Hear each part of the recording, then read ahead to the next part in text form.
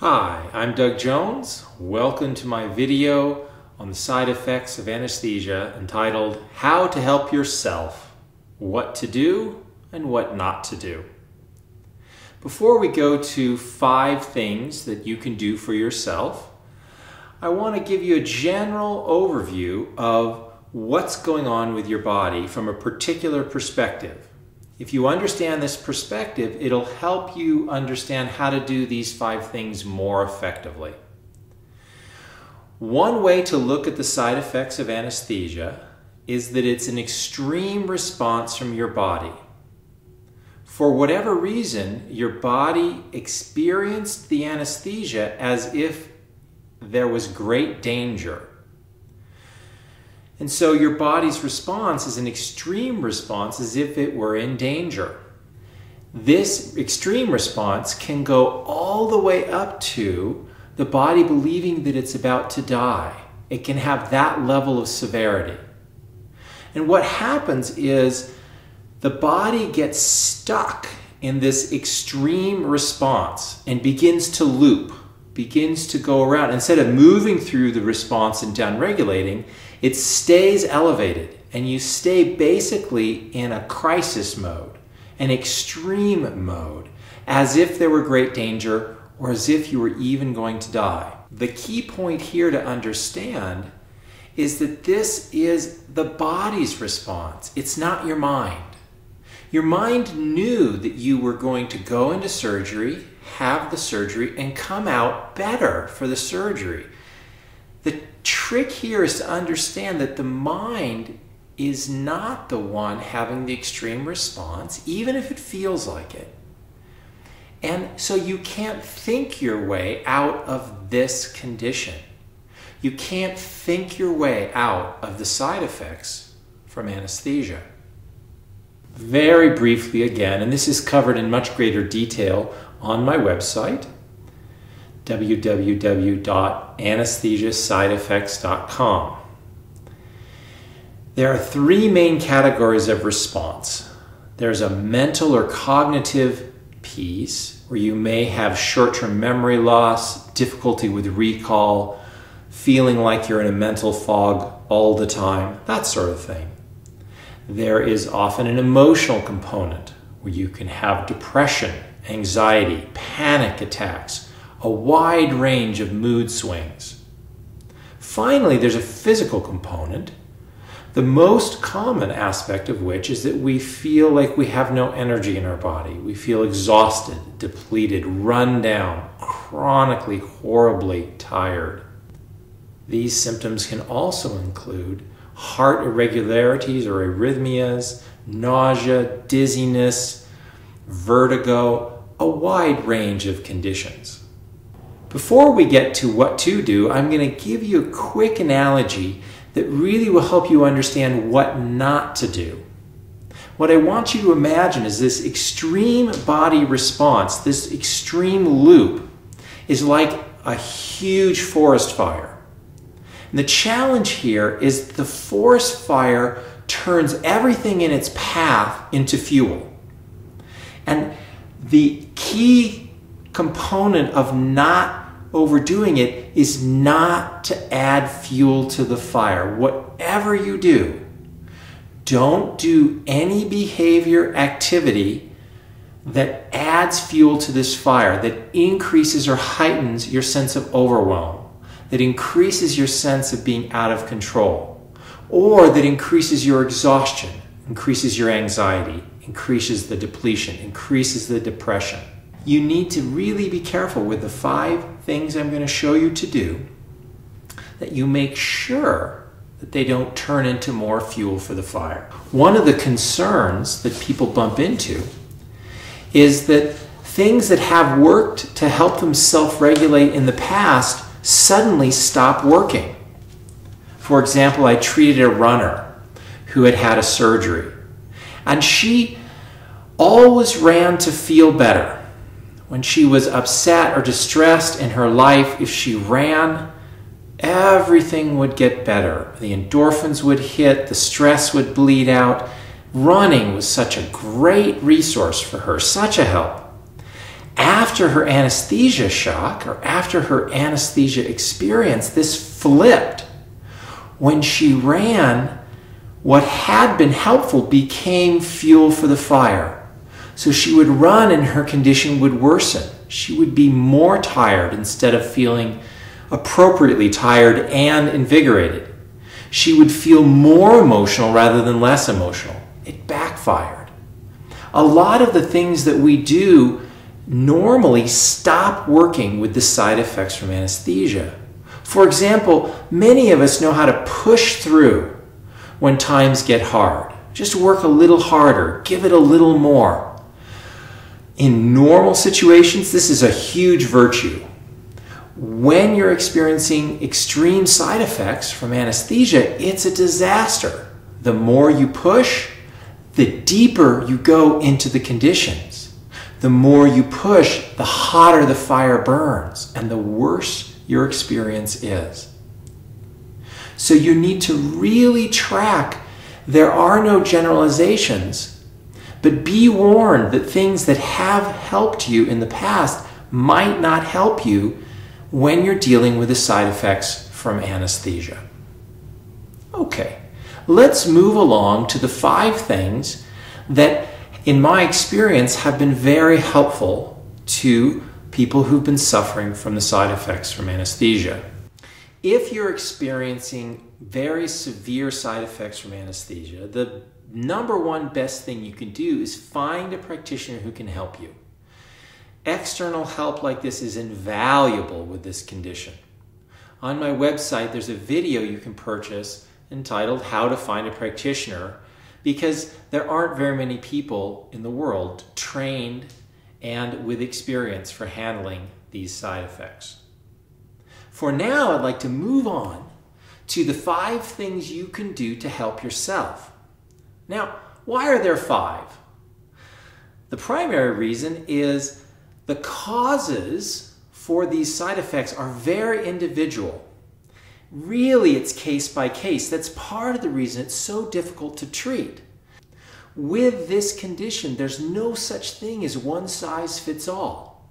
So I'm going to present 5 very different approaches, some that work through memory, some that work through the body, because 1 or 2 of them may really hit the mark. If you try one of these 5 things several times and it has no impact whatsoever, set it aside for a time. Give yourself a break for a couple days from it. You can always revisit it later on in your healing process and see if at this point in the journey, this one really works for you. Similarly, sometimes what happens as part of the healing is at the beginning, one of these 5 things is golden. Makes all the difference in the world. And then as you progress, suddenly it'll stop working. Don't panic. The reason there are 5 is if one stops working, 1 or 2 others may pick up the slack and really help you. One more time, one word of warning. The key point is don't fuel the fire. Don't add energy to this traumatic loop. If one of these exercises sends you into more anxiety, makes you more exhausted, makes you remember less well, stop immediately. The point of these 5 is that they help move you to a place that's more stable, that they help you find a place of ease during this time. Let's start with number 1. Number 1 is called the mammalian orienting response. This is a response that all mammals use to help themselves orient to their environment. Now, the really slick part of this for you, if you're suffering from the side effects from anesthesia, is that this is a non-cognitive downregulation of your central nervous system. So this isn't something that you think and you relax. This is actually lower down in the old brain, the very old mammal instincts. And when you use the mammalian orienting response, it can down-regulate your nervous system. You will calm down. You will settle down. but you don't have to think your way into that state. One last thing, it's non-chemical, non-addictive. You can use this technique as often as you need. There really is no high end of how many times you can do this in a day. If it works even a little bit, keep doing it. If you do it and you feel calmer, you feel better, you have more energy or more clarity, you can do it as often as you need, and it can really help. Let's get started. The important parts of the mammalian orienting response have to do with the eyes and the upper body. What we don't want is for the eyes to move around rapidly. We don't want the eyes to pop around the room. What I'd like is the eyes to stay more or less straight ahead. So if I want to look up, I'm going to move my body to look up. If I wish to look down, I'm going to move my body to look down. If I look to the side, my shoulders turn. If I look up, my body moves, so that this compartment acts as one piece or one unit. The second piece is that the eyes, the gaze softens. Now, I'm very fortunate to have glasses. I can take my glasses off and everything gets rather blurry. It looks a lot more like a Monet painting suddenly. And what we're after is just to get the impressions of my environment. It's like we're opening a camera lens and the impressions from the environment gently flow in. This works with a very old part of your central nervous system to slow it down, sedate it, calm it. And it can be incredibly effective for such a simple thing. Okay, just watch me do this. The first thing I'm going to do is soften my gaze, soften my eyes, so I'm not focusing on a point. Just soft, soft, soft. Then I'm going to slowly orient to the room without moving my eyes independently of my head. So I'll turn. As I'm doing this, it's important that I keep breathing in and out slowly. Now I'm using my body to look down, blinking and breathing. I can look up all the time. Very, very slow, smooth movements. And I'm just allowing the external environment to just come into me. From above, from straight ahead, from below. And it really is about this pace. The sense for me often is a giant oh, okay, just like that. Now, you only really need to do this for a few moments.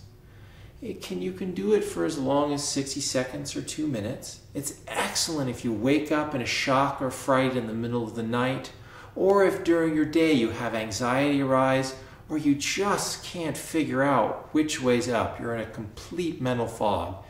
This technique tends to settle and clear, and those two things can be extremely helpful when you're dealing with the side effects from anesthesia. Okay, let's move ahead to number 2. Okay, number 2 I call memory lane. What's involved with this technique is to actively go into memories. The reason we do this is to access states that are soft, gentle, and have a quality of ease. So we're really after this softness, this gentleness, this quality of ease. These things are often completely lost when we're experiencing side effects from anesthesia. That we lose our ability to find softness. We lose our ability to find gentleness. And we don't have a real quality of ease that expresses through our body.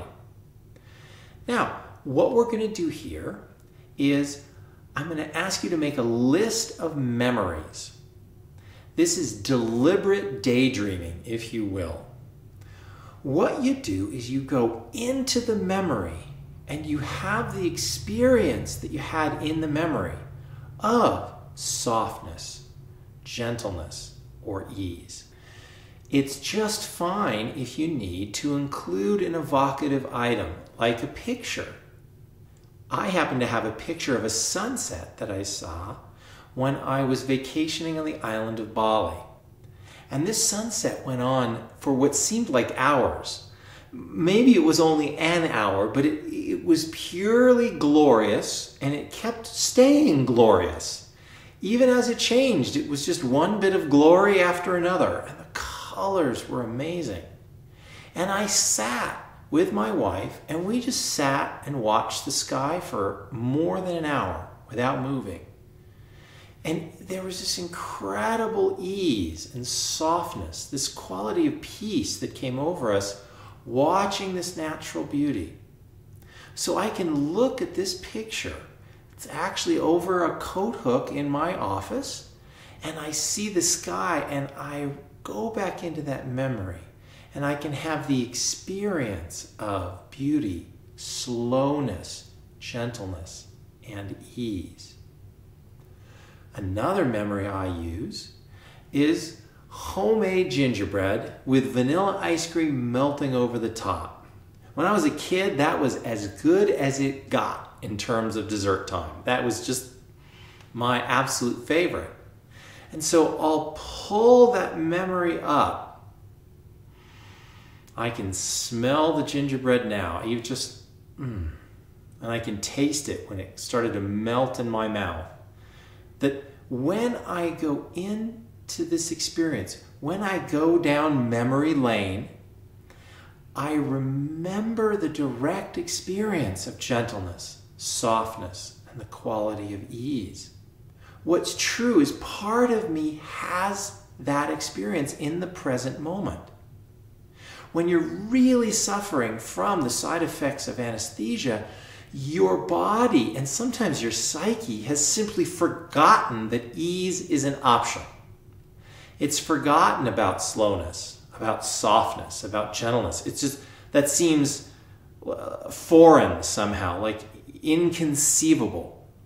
However, if you can write down a list of these memories, then when you need them, you can go into those experiences. And what it does is great. Not for everybody, but for most people, it reminds the body that it still knows how to be soft, that it still knows how to be gentle, and that the quality of ease and embodied ease is still possible. Give that a try and see how it works. Okay, let's move on to number 3. Okay. Technique number 3 may be a surprise to some of you, because this is a technique that is widely known and widely recognized, but it's used in a very different area. Now, I've borrowed it from these other areas because it has proven really effective for helping to downregulate the side effects from anesthesia. This technique is known by many names, the most common of which is the Kegel exercise, or Kegels for short. If you want more information on this, you can look it up on Wikipedia, you can Google it, you can even talk to most doctors about it. They're very familiar with this exercise. Basically, what this exercise entails is tightening the muscles of the perineal floor. Now, if you don't know how to do that, the way they teach people how to do that is when you're urinating, you want to just squeeze and see if you can stop and start the flow of urine. And if you squeeze and the flow of urine stops, you are engaging the muscles of the perineal floor. Why do we do this? Well, what happens when we're really anxious, really frightened, or if we're trying really hard to remember something and it's not working, is all of our attention, all of our energy comes up. And it just, wow, there's so much energy and so much effort and so much attention up that we go really out of balance. And all this energy moving up tends to add fuel to the fire. It tends to make us worse. It amplifies the symptoms. It amplifies the side effects of anesthesia. So when we do a Kegel, what happens? Let's do one together right now and watch what happens. Just see if you can squeeze that, if you can find it, and release. Squeeze and release. Now squeeze and notice where your attention is. It's down there. Okay? And what happens is by doing this very simple exercise, we draw our attention downward. We reorient our energy downward. It helps us to ground. It helps us to settle. It helps calm us down. It tends to move the energy downward. Come on down with my attention. If I'm really up and really intense and anxious or trying super hard to think, it really can fuel the fire. And this is another non-cognitive, non-chemical, non-addictive way to draw our attention downward, to draw our energy downward. It is very effective at rebalancing our system and at helping us to downregulate. One word of caution for those of you who are gung-ho, with this particular exercise, more is not necessarily better. You're not doing a pelvic floor workout right now. All you're trying to do is rebalance the system to help the system ground and settle and get quiet. Another benefit of this one, as opposed to the mammalian orienting response, which was number 1, and the trick I'm going to teach you for number 5, is you can do this anytime and no one else will know it's happening except you. Give it a try and see how it works. Okay. Let's move ahead to trick number 4. Trick number 4 is soothing activities. Now, these are really simple. They're activities and behaviors that help soothe or sedate our system. It's not the same as number 2, where we were using memory from our history of softness, gentleness, and the quality of ease. These are actual activities that soothe our system. Now, this is the edgiest one for me to include on this list because it has the potential to add fuel to the fire and make matters worse. So you really have to pay attention. You really have to keep track of what works. And it really is strictly practical, trial and error. Let me give you a couple of examples. A glass of lemonade if you really like lemonade. A cup of hot cocoa if you really like cocoa. I'm not so sure I'd go with too much caffeine if you're really struggling with the side effects of anesthesia. Sometimes caffeine will become fuel for the fire. But what I found extraordinary is sometimes having a client who's working with me just sit and sip some iced tea. Sit and sip some lemonade. Anything like that can actually help them calm down amazingly. It soothes the system. If you like candlelight and it's night, light some candles. Sometimes that's very soothing. If a fire soothes you and it's the right season and you have a fireplace, light a fire.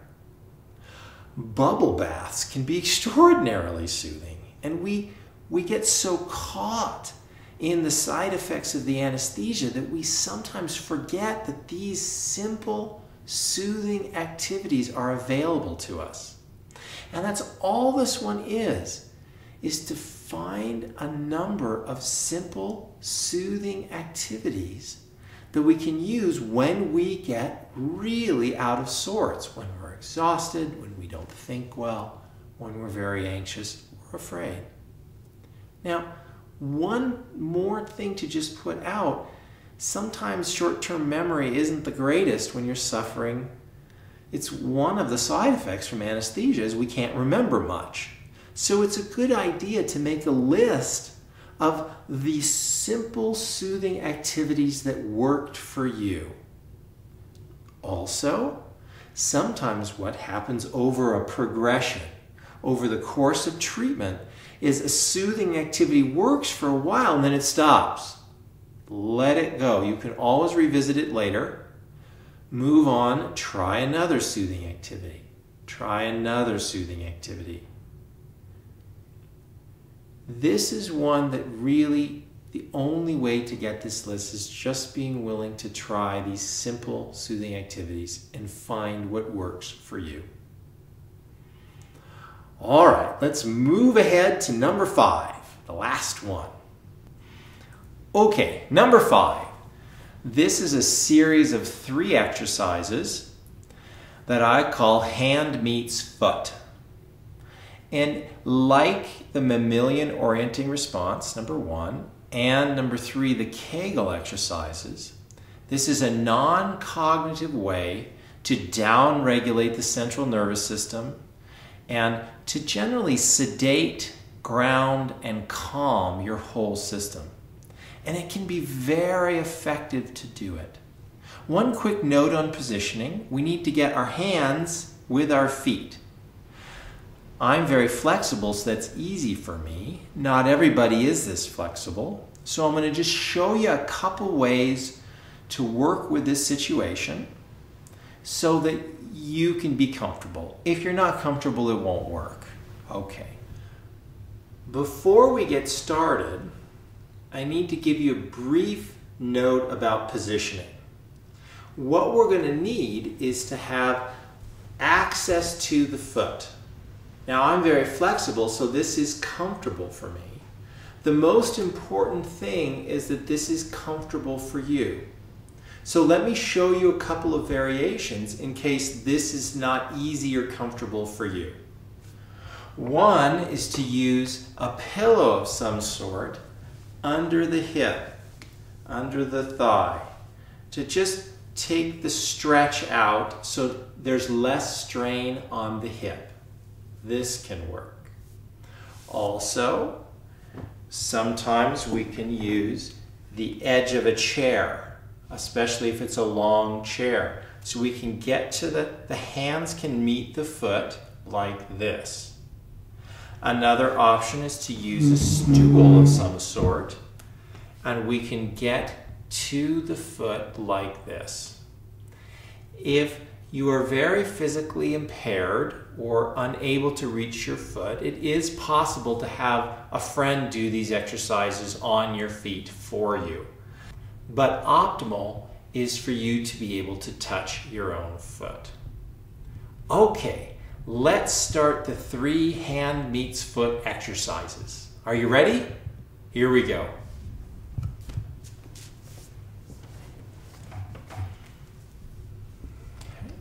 The first exercise is to take the toes front and back. And we start with 1 toe and 4 toes.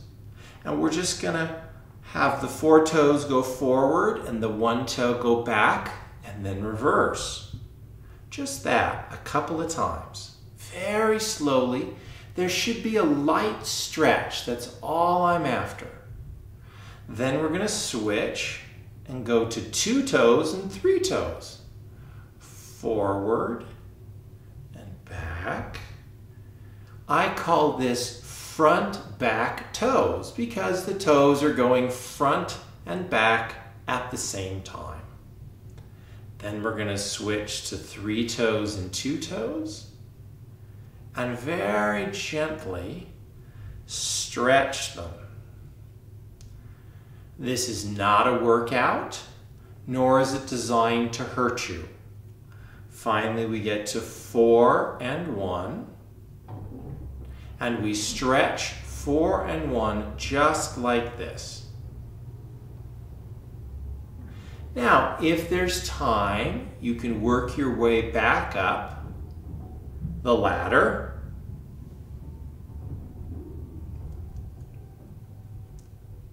Just stretching.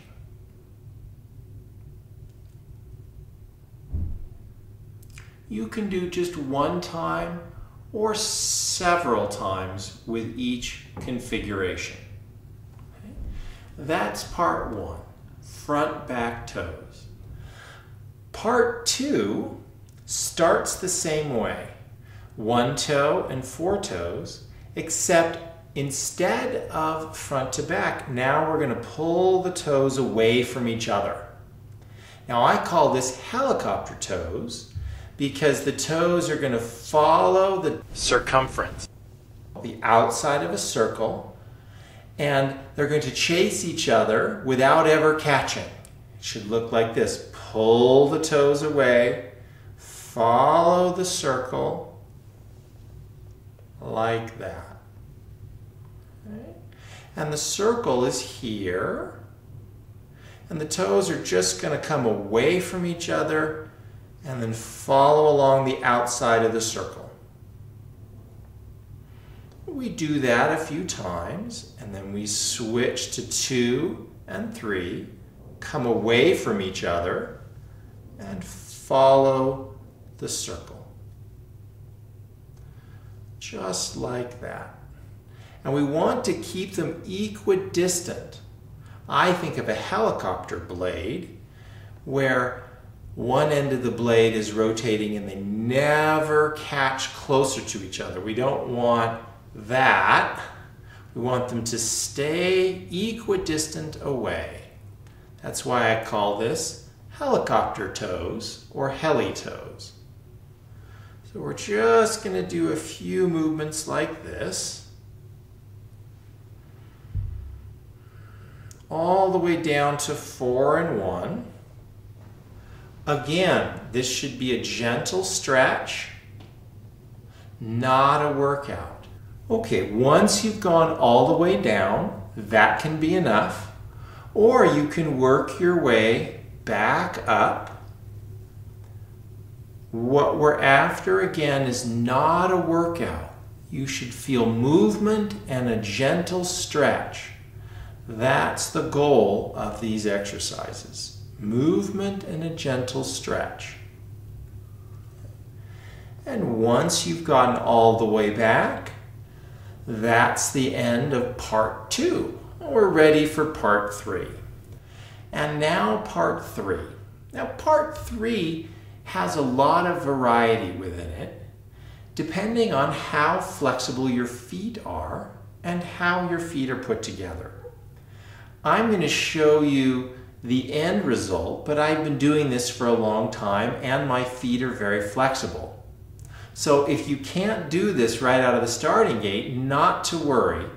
I'll show you a way to modify it after I've shown you the perfect or end result.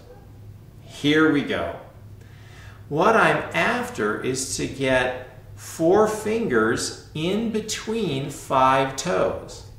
And we would like the fingers all the way forward and all the way down. Okay? So all the way forward and all the way down. Now, what you'll end up with is something that looks like this. The toes are spread apart. If it's comfortable, this is more than enough. If you'd like a little more, you can do one of 2 things. You can move the toes gently like this, which will increase the stretch, or you can hold the ankle and put a rotation slowly into the end of the foot. There is no right way to do this. Just try it and see what works best for you. Now, if you can't get this, which is the ideal, let me show you how to get to here over time. It's perfectly fine to just slide your fingers in sideways like this. And if that gives you an aggressive stretch, a good strong stretch, that's more than enough. Then in time you can turn your fingers over, which will make it wider. And then over time you begin to move them forward in the process until you end up with each finger all the way forward and all the way down. At which point you're free to add in movement of some kind or not. Those are the 3 exercises that I call hand meets foot. Okay, so let me just finish up with a little explanation about hand meets foot exercises, those 3 exercises you just saw me do. One important thing is, unlike the mammalian orienting response in Kegels, you can't do this that often. Your feet will really get sore and it can turn into a negative experience. Especially when you're starting, probably no more than 3 times a day, and then very gently work into this one. Also, what really is going on? Why am I playing with my feet? Well, once again, it draws the energy downward. And don't take my word for this. What I'd like you to do is notice how you feel before you do hand meets foot, do the exercises, and then notice how you feel afterwards and see what works for you. Many of my clients report that it gives them a real sense of feeling grounded and that they're much calmer and much more ordered. They have more stillness on the inside, and they find that incredibly valuable. Let's review. The 5 exercises are the mammalian orienting response, memory lane, Kegel exercises, soothing activities, and hand meets foot. To conclude, I want you to understand that the goal of these exercises is just a gentle shift in your system, a gentle shift in your state for the better. It's really important that you don't judge the results as not dramatic enough. When you're dealing with the side effects of anesthesia, drama is the energy. Drama adds fuel to the fire and your conditions will get worse. So what we're after is a gentle shift in state toward the better. That's going to be hugely helpful for you. If you're not getting better, the real answer is to find a practitioner. You can use my video on finding a practitioner. Anything you can do to get some external help from a real professional will be invaluable. But these 5 exercises are designed also to give you a sense of, I can help myself. Because when you're suffering from the side effects of anesthesia, it can feel profoundly disempowering. Like, I'm not in control of my life. Nothing I can do will help myself. I can't help myself at all. These 5 exercises give you something that you can do on your own for you to help you. More than anything else, I'm so sorry that you're suffering from the side effects of anesthesia. I know it's really no fun. With all my heart, I wish you happiness and health. Hang in there. Don't give up hope. Best of luck. Thanks so much.